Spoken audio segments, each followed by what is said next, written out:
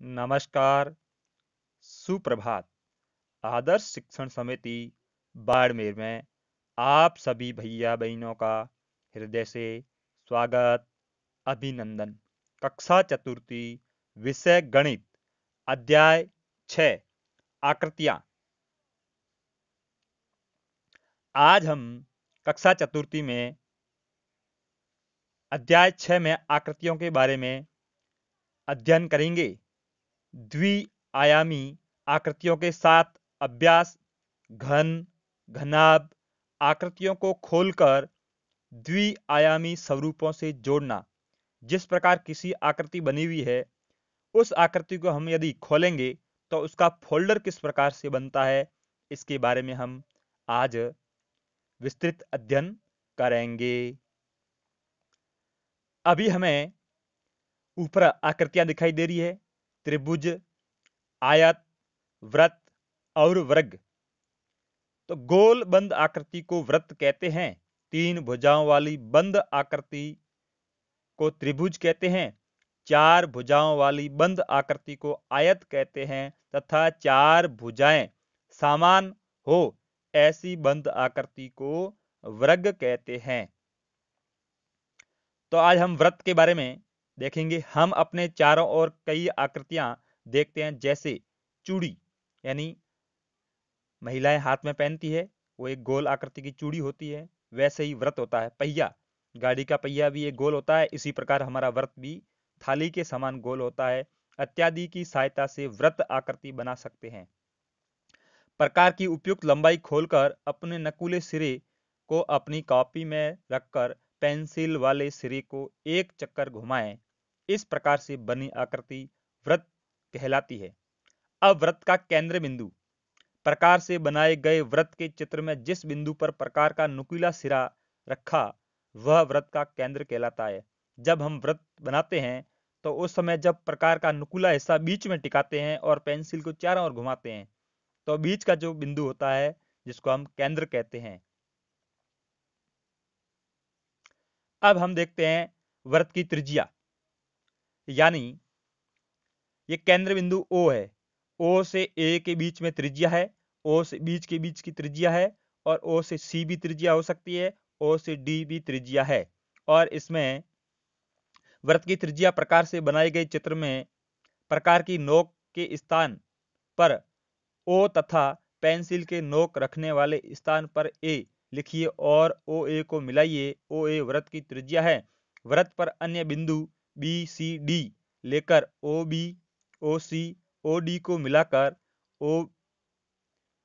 OB, OC, OD को नापिए। OA बराबर OB बराबर OC बराबर OD। इस प्रकार वृत्त के केंद्र से वृत्त के किसी भी बिंदु को मिलाने पर प्राप्त दूरी सदैव समान रहती है। यह दूरी वृत्त की त्रिज्या कहलाती है। यानी हम किसी भी बिंदु से O तक जाएंगे तो ये चारों बिंदु आपस में समान हैं, और एक वृत्त की त्रिज्या होती है वह एक समान होती है, न कि एक वृत्त की दो त्रिज्या अलग होती है। एक वृत्त की त्रिज्या एक समान होती है। अब हम देखते हैं वृत्त का व्यास। वृत्त का व्यास वह रेखाखंड जो वृत्त के केंद्र से होकर गुजरता है, वह वृत्त का दो बिंदुओं पर काटता है। जैसे कि चित्र में AB व्यास है, व्यास की लंबाई त्रिज्या की दुगुनी होती है। तो व्यास की जो लंबाई है वह त्रिज्या का दुगुना होता है, और एक वृत्त के अंदर एक से अधिक व्यास हो सकते हैं। नीचे दी गई आकृतियों को खोलने पर कैसे दिखेगी? तो हमें सबसे पहले चित्र के अंदर एक तरफ बंद आकृति है और दूसरी तरफ खोलने पर उसका जाल कैसे दिखता है। तो पहला एक डिब्बा है, बंद आकृति है, उसको खोलेंगे। जैसे चौक का डिब्बा है, तो उसको हम यदि खोलते हैं, यदि तोड़ते हैं, तो उसका सामने जो चित्र है इस प्रकार से उसका दिखाई देगा। और इसी प्रकार दूसरे में घनाभ है, और घनाभ को जिस प्रकार से खोलेंगे तो हमें इस प्रकार से इसका खोल मिलेगा। और ऐसे ही 3 नंबर पे बेलन है, गोलाकार, तो इसकी दोनों ओर से जो गोल बिंदु है लगेंगे और बीच का जो फोल्डर है, तो इस चित्र को खोलने पर ऐसे बेलनाकार आकृति हमें जो बनती है ऐसे। अब हम देखेंगे कि एक शंकु है आगे, और शंकु को खोलेंगे तो उसकी आकृति इस प्रकार से होगी। इस प्रकार का कागज है, इसको गोल चिपकाएंगे और पीछे वाला ये गोल वृत्त है, तो इस प्रकार से ये आकृति खोलने पर हमें दिखाई देगी। ये हमारे प्रश्न क्रमांक 1 में है। अब हम देखेंगे प्रश्न क्रमांक 2, वृत्त के चित्र को देखकर निम्न के नाम लिखने हैं।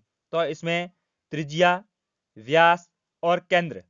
तो हमें सबसे पहले जो वृत्त के बीच में ओ दर्शाया गया है, ये केंद्र है, तो ओ को हमेशा केंद्र बिंदु मानते हैं।